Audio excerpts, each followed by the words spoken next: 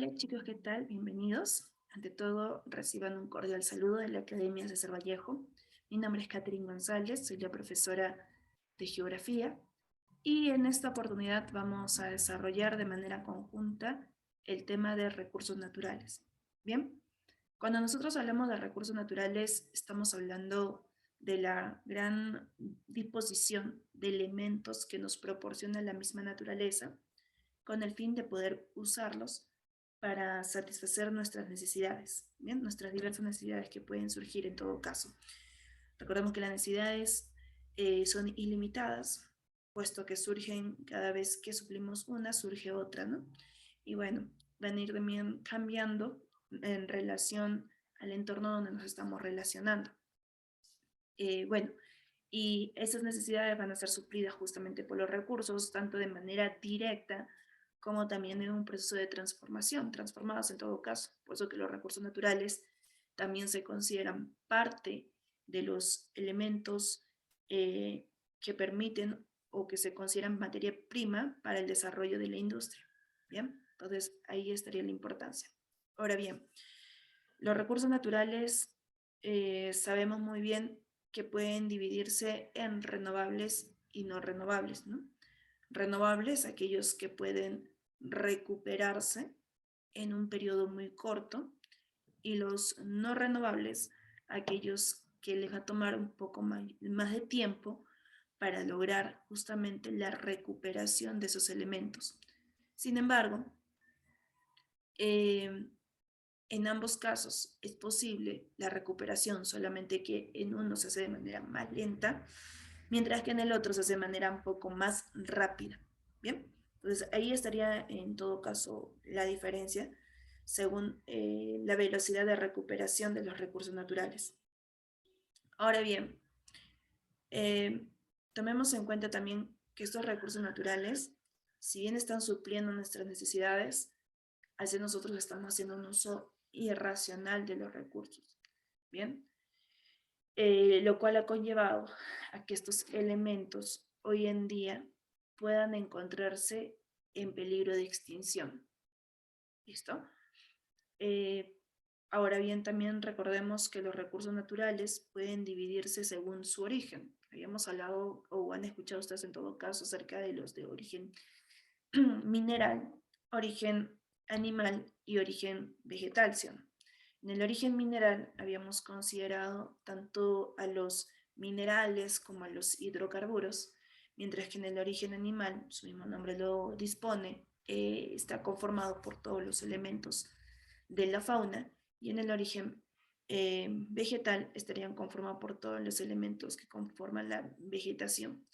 Bueno, y como también les decía, estos se encuentran muchas veces en peligro de extinción o están, su capacidad se está reduciendo cada vez más debido al mal uso que les estamos dando a cada uno de estos elementos. Quizás a uno más que a otros, ¿no? Estamos considerando, estamos generando su desabastecimiento sobre la superficie.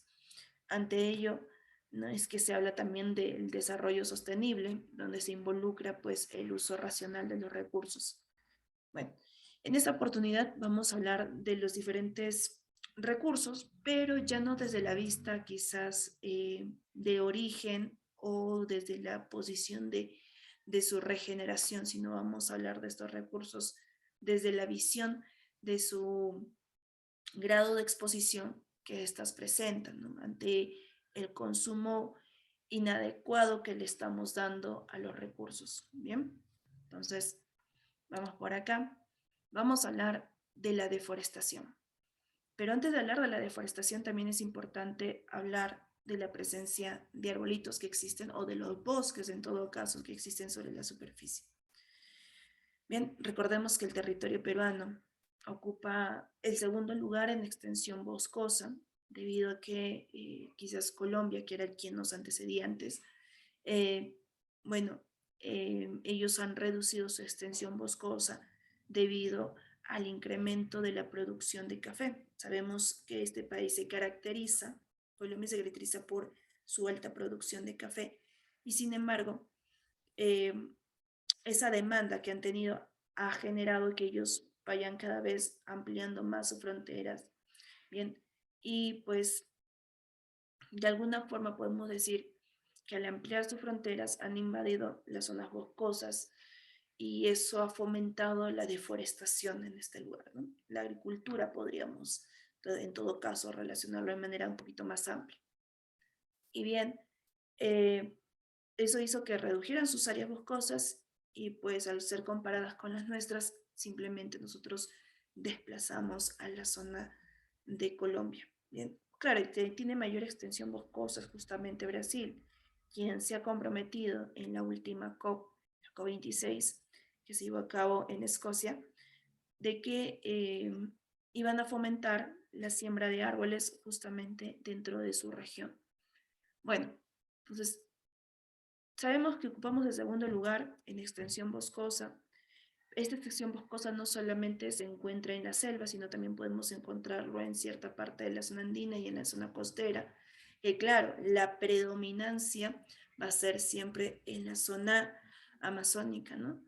Porque recordemos que casi el 60% de nuestro territorio pertenece a la región de la selva y casi en su totalidad está presente las zonas boscosas. Entonces ahí estaría de alguna forma esa relevancia justamente de la selva con la disposición de bosques.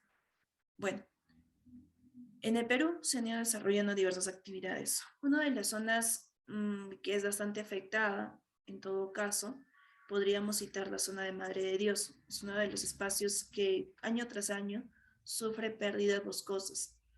Pero estas pérdidas boscosas están relacionadas a diversas actividades, pero una de las que quizás podemos rescatar más es la minería informal que se ha desarrollado en la ribera del río que lleva el mismo nombre, ¿no? El río, en este caso, Madre de Dios. Este, esta zona sufre de deforestación a causa de la búsqueda de oro fluvial que se da constantemente por los mineros en dicho lugar. Uno de los ejemplos que podemos rescatar de estas zonas afectadas es la zona de amortiguamiento de Tambopata, por ejemplo. ¿Ya? Esta zona se ve afectada constantemente por la minería informal o la minería ilegal en todo caso, ¿ya? Porque recordemos que la informalidad y en este caso la minería ilegal son dos conceptos distintos, ¿bien? En la cual se basa pues una extracción en zonas no permitidas o no, en este caso no se da a conocer que se está extrayendo. Entonces ahí está la diferencia entre una minería ilegal y una minería informal. Pero bueno, regresando entonces a nuestro punto. Eh, Lamentablemente esta minería está causando que zonas boscosas aledañas a los ríos se estén perdiendo y eso está afectando pues los suelos porque se están lavando. Pero otro punto que está afectando esta minería informal es los aditivos químicos que están vertiendo en este caso al río, que al final llega a la reserva de Tambopata, la cual está en peligro por ende las especies que habitan ese lugar por la alteración o la modificación de los componentes del agua, ¿no? Entonces, ahí, por ejemplo, podemos tomar en cuenta este punto de deforestación en relación a nuestro territorio. Bueno, veamos entonces. La deforestación, recordemos que se entiende como aquellas pérdidas de zonas boscosas, ¿ya? Hay que acortar quizás la definición de deforestación, porque en algunos libros definen a la deforestación como aquella pérdida de vegetación. Y si nosotros tomamos en cuenta el término vegetación, es muy amplia, ¿no? Y eso no quiere decir que si yo me voy a un parque y comienzo a sacar el pasto, estoy deforestando. En cambio, si yo me voy a un lugar donde están presentes los árboles y comienzo a retirarlos, a eso sí se denomina como deforestación. ¿Y por qué separarlo en todo caso? Porque el impacto es mayor en el caso del retiro de árboles. Bien. Recordemos que los árboles no solamente son útiles por la disposición, en todo caso, de frutos, sino también son útiles, por ejemplo, en la generación o en el desplazamiento de los vientos. Recordemos que cuando ustedes hablaron del tema de climas, seguro hablaron de la movilización de los vientos alisios, ¿no? esa variación de presiones que se genera entre la zona marítima y la zona continental, estamos hablando del Atlántico y la zona de la Amazonía, perdón, es justamente influenciado por los bosques. Entonces eso permite que se acarreen las nubes desde la zona del Atlántico hacia la zona de la Amazonía peruana. Pero bueno, entonces retomando este punto. La deforestación y la pérdida de bosques, dice, ¿no? Y la selva, debido al impacto de actividades humanas o causas naturales, se está dando esta pérdida de bosques en el territorio peruano. Dice, en el 2017 el Perú perdió bosques del tamaño de 200.000 campos de fútbol, ¿bien? Y por ende hay una estimación en la pérdida de bosques todavía en nuestro territorio de que para el año 2030 hayamos perdido una mayor superficie boscosa y pues se estima que estaría alrededor de los 3.500 kilómetros cuadrados de bosques. Entonces, esa pérdida boscosa es bastante alta en realidad y va a comprometer no solamente la disposición de alimentos, sino también la disposición de hábitat y como te dije hace un instante, puede generar la modificación de las condiciones climáticas. Bien, entonces ahí estaríamos hablando de alteraciones directamente. Uno de los espacios que podemos encontrar mayores impactos, pues se menciona a Madre de Dios, a la zona de San Martín, a la zona de Ucayali y Amazonas. ¿Ya? Son los espacios que se han generado el mayor impacto de pérdidas boscosas. Y bueno, la pregunta ahí va, ¿no? ¿Y qué tipo de actividades podrían englobar a todos estos espacios geográficos, a todas estas regiones? Bueno, una de las actividades que englobaría a todos ellos sería justamente la agricultura y sobre todo la agricultura migratoria. Es que recuerda que en la zona de la selva tenemos una mayor disposición de lluvias y estas, al tener contacto con el suelo y sobre todo por el uso de fertilizantes que se hace o que se lleva a cabo o se utiliza, perdón, dentro de la agricultura, se genera un aditivo químico, una sustancia química que al tener contacto con el suelo o con los nutrientes del suelo simplemente genera el retiro de estos elementos. A ese proceso se le llamará lixiviación, que lo veremos más adelante. Entonces, ese problema es el que está causando justamente que la población deforeste un espacio, desarrolle agricultura en ese espacio, pero al darse el proceso de retiro de nutrientes, al perder la productividad de este suelo, el poblador se ve obligado nuevamente a buscar nuevos espacios. Pero al buscar nuevos espacios va a ocurrir exactamente lo mismo. Deforesta, lluvias con los aditivos químicos de la agricultura, de buena o mala calidad, y genera nuevamente el proceso de lixiviación. Y así comienza a extender más espacios de deforestación. Y eso a la larga va a causar un gran impacto dentro del ambiente.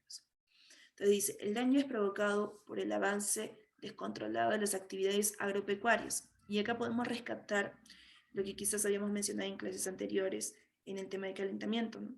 La ONU dice, en este caso la FAO, ¿no? FAO directamente dice, ¿no? Que si nosotros comenzáramos a modificar nuestra alimentación, podríamos combatir el proceso de deforestación. Y es que al tener una mala alimentación y sobre todo de aquellos países que llevan una vida muy acelerada, lo que conlleva que hagan un consumo excesivo de carnes, eh, pues ha generado que los ganaderos amplíen sus fronteras justamente en base a esta actividad. ¿Listo? En desarrollo, en este caso, lo que es la ganadería, ¿listo? Tengo una mayor demanda, por ende comienzo a criar más animalitos y como me falta espacio, comienzo a retirar los bosques aledaños a mi granja. Y bueno, si nosotros modificáramos esta mala alimentación, reduciríamos la demanda de carnes, por ende las zonas boscosas podrían recuperar esos espacios donde el ganadero comenzaría a simplemente abandonarlas, ¿no? Y notaríamos esa recuperación. Bueno, Esa es una de las actividades, bueno, agricultura y ganadería que afectan mucho los campos de bosques. Pero también otra de las actividades que están afectando es la infraestructura, la construcción de represas. Por ejemplo, ¿por qué los proyectos de construcción de represas en el río Marañón no se han llevado a cabo? Porque los mismos pobladores, ¿no? Primero están en desacuerdo porque saben muy bien que se va a tener que retirar, son las dos cosas, ¿no?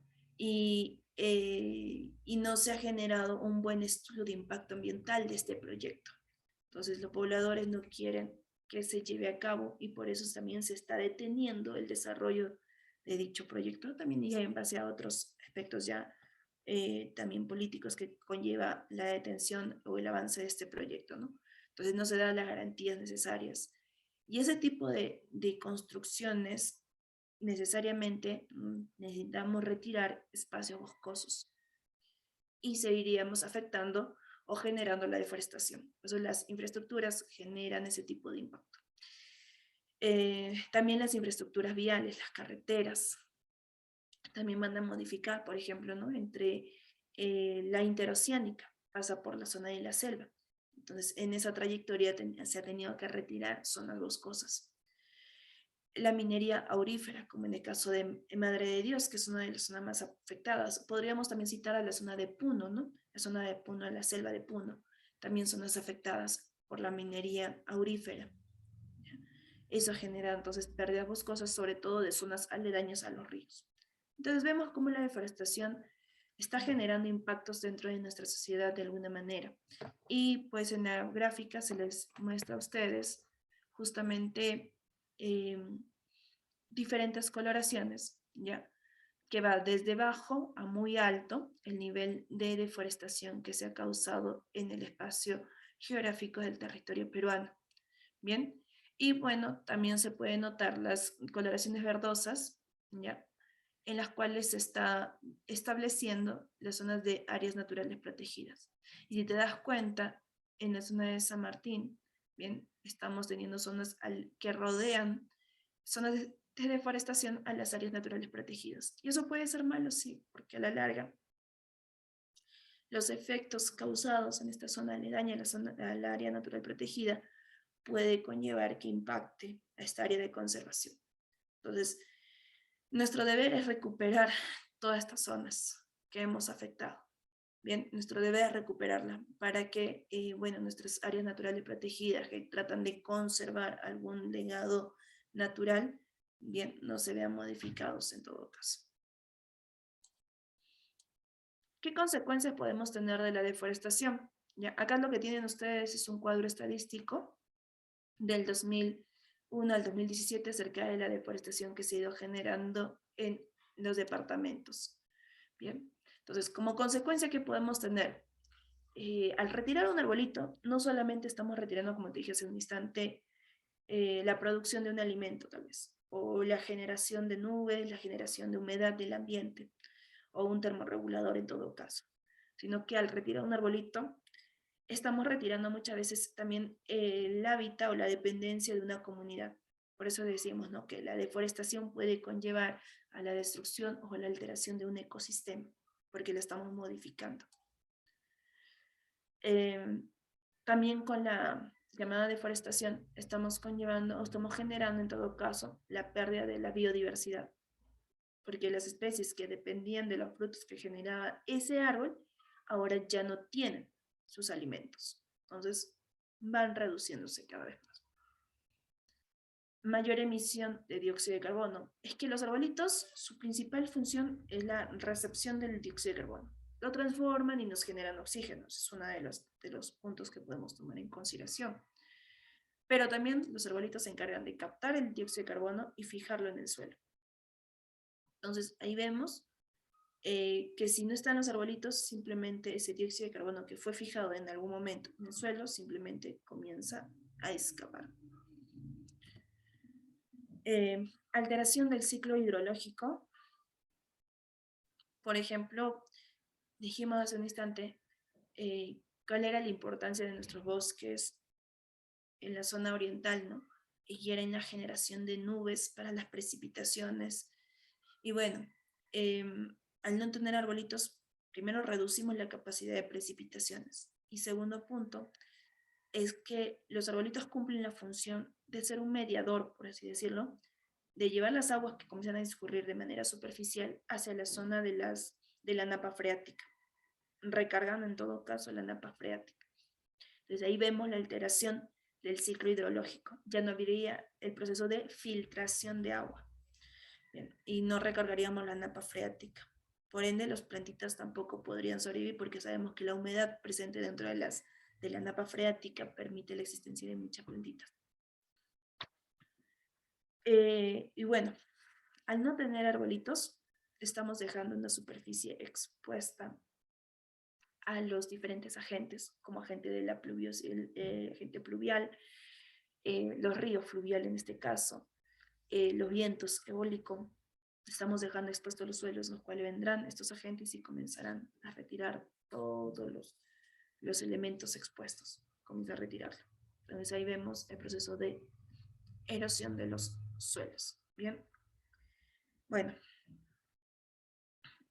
y justamente hablando de los suelos, la importancia de los bosques dentro de la fijación de la misma, de la estabilidad en todo caso. Este es otro recurso que está en exposición hoy en día, que se encuentra lamentablemente en una reducción de superficies que para nosotros son importantes. Si bien podemos encontrar suelos en todas partes, ¿no? Podemos salir a la puerta de nuestra casa y encontrar suelos, en nuestro jardín encontrar suelos, en el parque encontrar suelos, pero no todos esos suelos son aptos para el desarrollo de la agricultura. En el Perú, ¿no? Casi un 6% de los suelos está destinado a la agricultura, un 6% nada más, y un 13% a la ganadería. Además, simplemente están presentes zonas boscosas o las tenemos como zona de residencias. Entonces vemos cómo hemos perdido zonas agrícolas, que son las más importantes. Y los suelos más fértiles en el Perú lo encontramos en la zona costera. Es una zona donde no existe mucha disposición de agua, los suelos más fértiles. Bien, entonces hablemos de los suelos. ¿Qué son los suelos? Los suelos es un compuesto, ¿no? Donde encontramos materia orgánica e inorgánica. ¿Ya? La materia orgánica recuerda que se obtiene por la descomposición, ¿no? de organismos justamente presentes sobre la superficie, y la materia inorgánica se obtiene del proceso de erosión, ¿no? Recuerdas que los agentes generan, en este caso, los sedimentos. Esos sedimentos pueden contener partículas de minerales y que forman parte de lo que nosotros consideramos hoy en día como el suelo. Pero en el suelo no solamente encontramos compuestos sólidos, también vamos a encontrar compuestos líquidos. Por eso es que si tú escarbas, ¿no? De manera superficial puede estar un poco seco el ambiente, pero escarbas y encuentras humedad, porque eso tiene la capacidad del suelo, ¿no? Tener líquidos. Pero asimismo puede retener gases. Habíamos hablado hace un instante acerca del dióxido de carbono, por ejemplo, por citar a uno de ellos. Está fijado en el suelo, pero si nosotros comenzamos a mover el suelo, a removerlo en todo caso, vamos a ver cómo ese gas comienza a liberarse. Bien, entonces, en el suelo o sobre el suelo es donde se desarrollan en sí los diversos elementos como la vegetación. ¿Listo? En ellas se fijan las raíces de las plantas para poder absorber los nutrientes que el suelo va a contener, ¿no? Provenientes tanto de la materia orgánica como inorgánica. Entonces tenemos ahí, miren, justamente ese proceso de fijación. Bueno, acá tenemos un pequeño cuadro donde se establece cuál es la importancia de los suelos, ¿no? Ahorita lo vamos a ver, no te preocupes.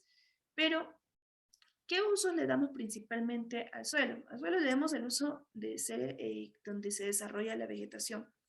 Bien, por ende vamos a hablar de actividades forestales, por ejemplo, ¿no? El uso que se le da al suelo es un aspecto forestal, pero también podemos relacionar a las actividades agropecuarias.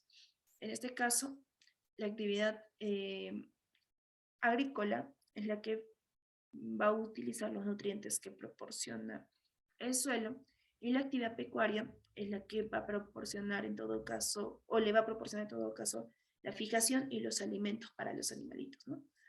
Como los pastos, por ejemplo. Entonces, ahí estaría la relación de uso de los suelos que podemos dar. También para nosotros sería una zona de base, ¿no? Donde construiremos nuestras viviendas, quizás. Pero bueno, ¿cuáles son las funciones del suelo? Una de ellas es ser sumidero de dióxido de carbono. O sea, la función principal del suelo es fijar el dióxido de carbono. Pero cada vez que nosotros comenzamos a arar el suelo, movemos el suelo, removemos el suelo, liberamos ese dióxido de carbono hacia el ambiente. Otro de los puntos es la purificación del agua y la reducción de contaminantes de suelo. De seguro que en el colegio, en algún momento de tu etapa escolar, ya sea en primaria o secundaria, te hicieron llevar una botella, la cual luego habían cortado la parte de la base. En el pico te hicieron ponerle, ¿no? Algodón, ponerle por ahí piedritas, ponerle carbón, arena, ¿no? Y al final, eh, este, lo colocaban, ¿no? Lo colocaban sobre otro envase y en un recipiente mezclaban agua con tierrita y después le echaban dentro de ese pequeño contenedor que habían creado. Y conforme iban pasando los segundos, los minutos en realidad, porque era bastante lento, íbamos notando que en el recipiente que estaba justamente al pie de esta botella que habíamos puesto con todas esas características, iba recepcionando el agua, pero purificada, ¿sí? Bueno, eso es lo que hace el suelo, justamente. Trata de retener aquellos componentes que no son necesarios, que no son útiles, y comienza a almacenar el agua limpia. Porque crees que existen las aguas subterráneas y muchos pobladores tratan de utilizar esas aguas subterráneas. Si en alguna vez has ingresado a un pozo o has visto un pozo, vemos como de las paredes del pozo comienzan a filtrarse las aguas y recargar justamente el pozo, ¿ya? O hemos sacado agua de un pozo, o hemos visto sacar agua de un pozo, y hemos visto cómo el agua sale limpia en realidad, ¿no? Claro que se tiene que, en este caso, echar algunos aditivos químicos para reducir algunos componentes que podrían hacernos daño, pero la coloración es justamente clara, ¿no? O cristalina en todo caso, cristalina. Bien. Es el hábitat de diversos organismos, también el suelo, regula las inundaciones, claro que su capacidad es la filtración del agua.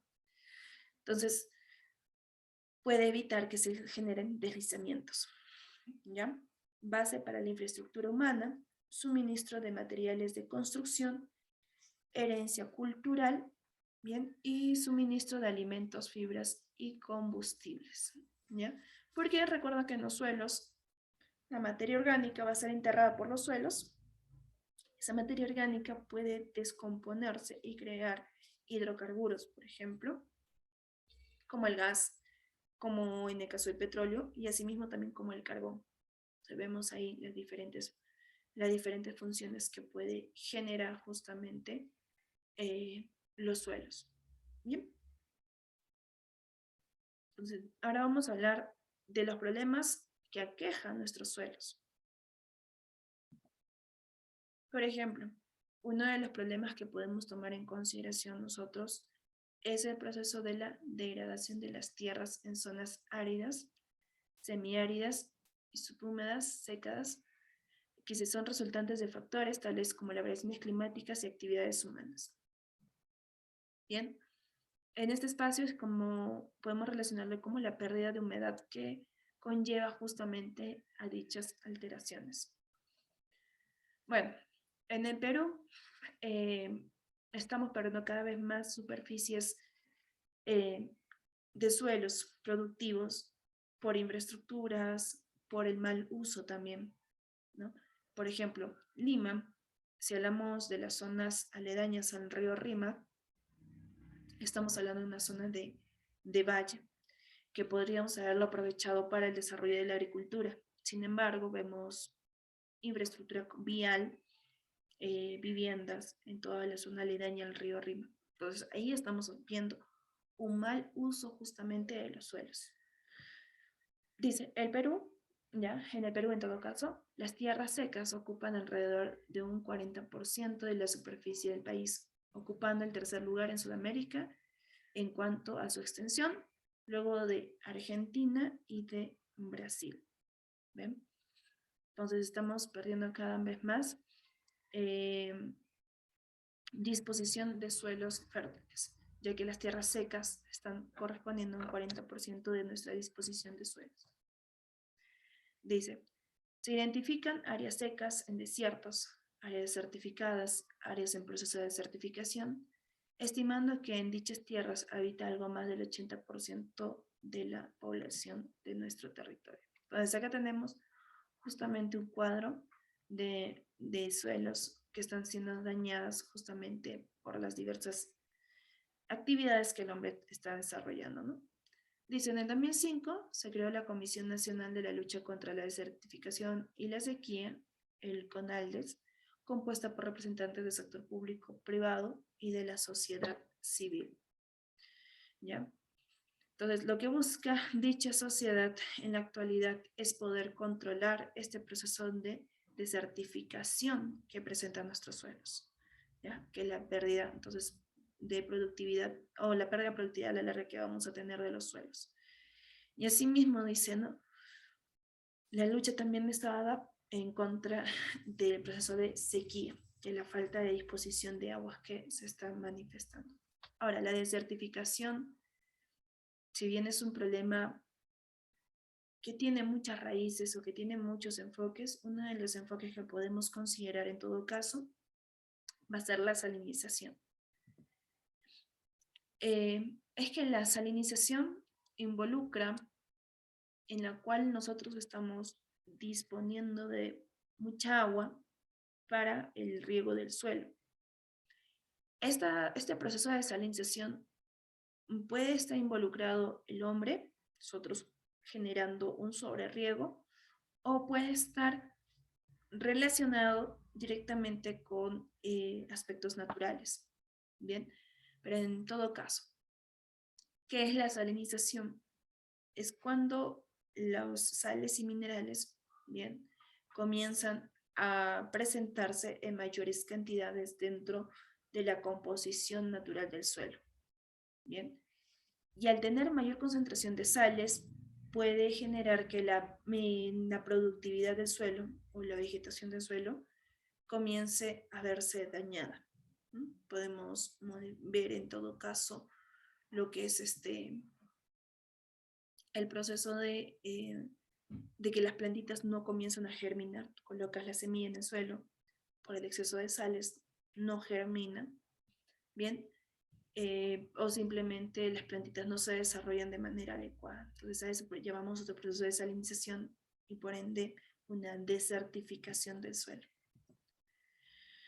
En el Perú se ha encontrado proceso de desertificación tanto en la zona costera, ya en los valles en todo caso, en la zona de las pampas y también se ha encontrado en la zona de la selva.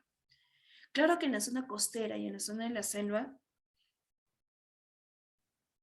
podemos decir que son aspectos totalmente distintos o podemos decir que el origen de ambas situaciones, que son similares o son iguales, su origen es distinto, ¿bien? Su origen es distinto. La salinización entonces puede conllevar al proceso de desertificación y como ven ustedes ahí, los suelos están salinizados. Bien, los suelos han sido salinizados. Lo que pasa es que cuando tú usas un exceso de agua, bien, el agua tiene tendencia, muy aparte de transportar sus sales, porque el agua que llega acá es agua de río, bien, y recuerda que el río lo que hace es transportar, es un agente erosivo, transporta sedimentos, y dentro de esos sedimentos están las sales. Asimismo, también al estar en contacto con estos suelos, las sales comienzan a flotar y comienzan a salir del subsuelo. Y conforme se vaya secando el ambiente, vaya evaporando el agua, las sales comienzan a precipitar. Y es que la sal no tiene la capacidad de evaporarse, sino porque crees que cuando tú combinas agua con sal y lo sometes al fuego, el agua se convierte en vapor, se escapa, pero la sal se mantiene y comienza a quemarse en la parte inferior. Eso es lo que sucede acá en este proceso de salinización. Entonces vamos perdiendo el agua, pero las sales se van quedando de manera superficial, afectando la productividad del suelo. A ver, causas. Tenemos, como te dije al inicio, causas antrópicas o causas generadas por el hombre, o artificiales también podríamos decirle, que se asocia al sobreriego o podemos llamarle también un riego por inundación. Otro proceso que puede conllevar acá es el mal drenaje, o sea, el no retirar de manera adecuada, ¿no?, la cantidad de agua dentro de las zonas agrícolas. Sabemos que hay productos que demandan un alto consumo de agua, lo sabemos, pero también hay productos que no demandan de ello, pero por la mala técnica estamos generando un sobrerriego de la misma, pero es por malas técnicas, no porque en este caso el recurso lo necesite. Bien, por eso hablamos de mal drenaje. Ahí está. Bueno, estos son valles arroceros. Los valles arroceros sufren de proceso de salinización porque la plantita demanda justamente una alta concentración de aguas. Aspectos naturales. Por ejemplo, podemos considerar en aspectos naturales lo que sucede en la zona de la selva, las restingas, los barrizales, ¿no? ¿Qué pasa con estos lugares? Estos lugares se inundan durante la época de verano. Y eso pues genera que los suelos queden totalmente cubiertos de agua y conforme vaya retrocediendo el río, conforme se vayan secando los espacios, veremos que las sales comenzarán a recubrir toda la superficie. ¿Ven? Entonces, el hombre puede tener la responsabilidad de generar la salinización, sí, pero también no podemos desmerecer o no podemos retirar en todo caso a la naturaleza. La naturaleza también tiene parte de la responsabilidad. ¿Se puede recuperar en este caso los suelos salinos? Sí, pero es un proceso de inversión. En la actualidad, hasta el momento, una de las universidades que se encarga de esta recuperación es la agraria, ¿no? Con sus estudiantes tratan de recuperar los suelos salinizados. Eh, pero directamente el gobierno central no hace un trabajo constante de la recuperación de suelos, ¿no?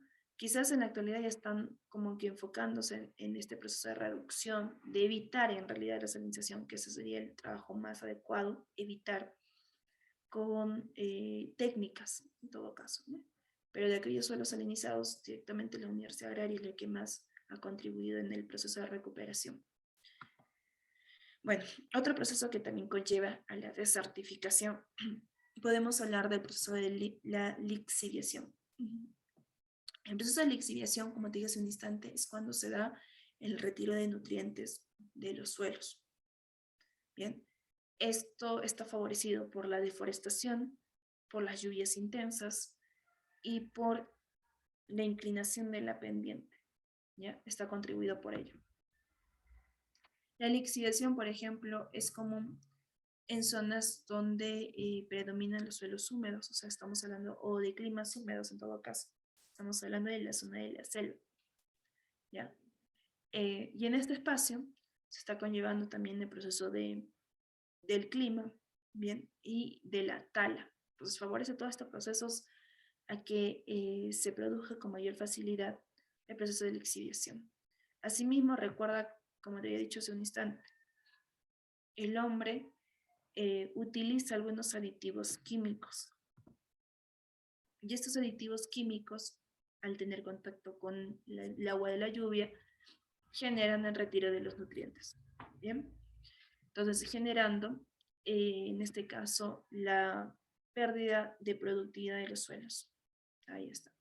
También está asociado la deforestación que nosotros mismos causamos constantemente y sobre todo en zonas de pendiente, ¿no? Por eso es uno de los objetivos es evitar la deforestación en zonas inclinadas para poder evitar este tipo de situaciones.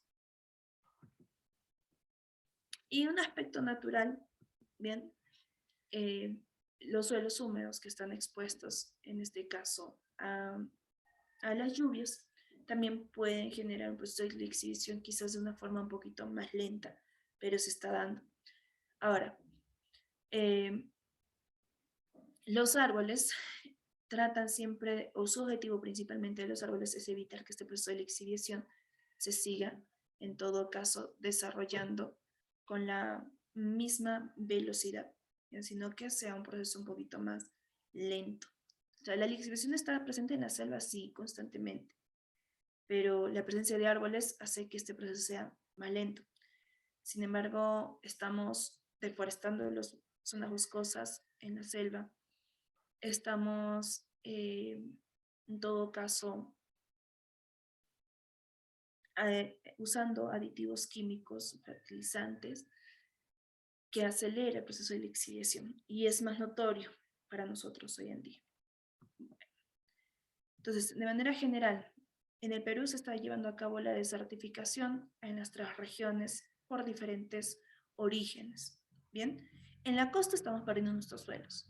Una de las situaciones que conlleva la pérdida principal de los suelos en la zona costera es la salinización. Otro proceso que podríamos asociar es el proceso de erosión hídrica, el exceso de agua en todo caso, ¿no?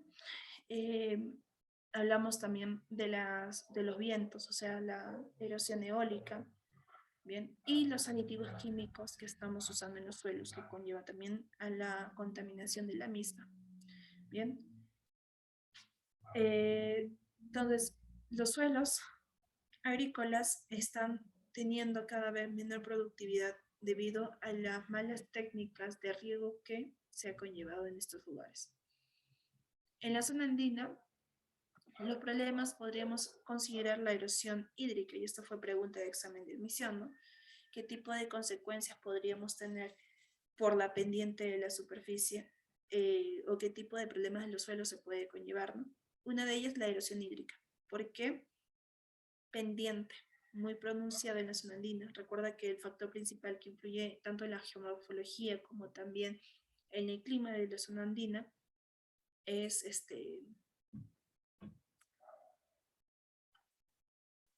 es un factor, ¿listo? La inclinación de la superficie, perdón ahí, la inclinación de la superficie es un factor que favorece al proceso de caída. Ahora, las lluvias que se dan en este lugar y más la pendiente pueden desnudar la superficie de manera más rápida. Los vientos también van a influir acá porque estamos hablando de una zona inclinada y de gran altitud. Los vientos tienen mayor facilidad de limpiar esa superficie. Eh, bueno, también no podemos demerecer también el problema de la zona andina al sobrepastoreo. El tener, pues, gran cantidad de animalitos dependiendo de los suelos. En la costa también tenemos sobrepastoreo, ¿bien? Pero en la costa es de caprinos. En cambio, en la zona andina son de ovinos, ¿no? Camélidos, principalmente en este lugar. Y bueno, en la zona de la selva, el proceso de erosión hídrica también se manifiesta, pero el proceso de erosión hídrica sobre todo está en la zona de la selva alta y el proceso de lixiviación. Pero también podemos tomar en cuenta la salinización presente dentro de la selva. Entonces, estas situaciones no se pueden deslindar responsabilidades acerca de las actividades que influyen en cada una de ellas. Ya, quizás por ahí, ¿no? Se está empezando, profesora, y el problema de la agricultura migratoria, allá eso sería el problema de la deforestación directamente, que puede conllevar al proceso de lixiviación. Entonces, la lixiviación es el problema que se puede suscitar directamente dentro de la selva con relación a la pérdida de suelos. Según el informe de MINAM, en Perú dice la tercera parte de su superficie está en proceso de desertificación, ¿ya? O sea, alrededor de 30 millones de hectáreas. Y ya está desertificada 3.8 millones de hectáreas, lo cual impacta gravemente en la reducción de la producción agrícola. Y si se está reduciendo la productividad agrícola, profesora, ¿cuál es el problema? Quizás tú digas, ¿no? Yo no me dedico a la agricultura en todo caso. Está bien, pero recuerda que la agricultura es la que proporciona los alimentos que nosotros consumimos de manera diaria. Si se reduce la productividad, bien, y asimismo la capacidad de los suelos, va a reducirse también la calidad del producto, porque el suelo no tiene la misma capacidad. Y bueno, y los pocos productos que queden van a comenzar a elevarse sus precios. Entonces es algo negativo para nosotros. Tenemos que contrarrestar estos eventos y de alguna manera la función principal acá estaría entonces en relación del Ministerio, no tanto del Ambiente como el Ministerio de Agricultura, en solucionar problemas como estos. Sobre todo en la capacitación de la población, ¿no? De la población, en este caso campesina y ganadera, para que se evite ese tipo de procesos y asimismo fortalecer eh, el cuidado de los bosques, por ejemplo. Bien, jóvenes, hemos llegado a la parte final de la clase del día de hoy. Agradecer a cada uno de ustedes por su presencia y su participación. Conmigo sería hasta una próxima oportunidad. Muchísimas gracias.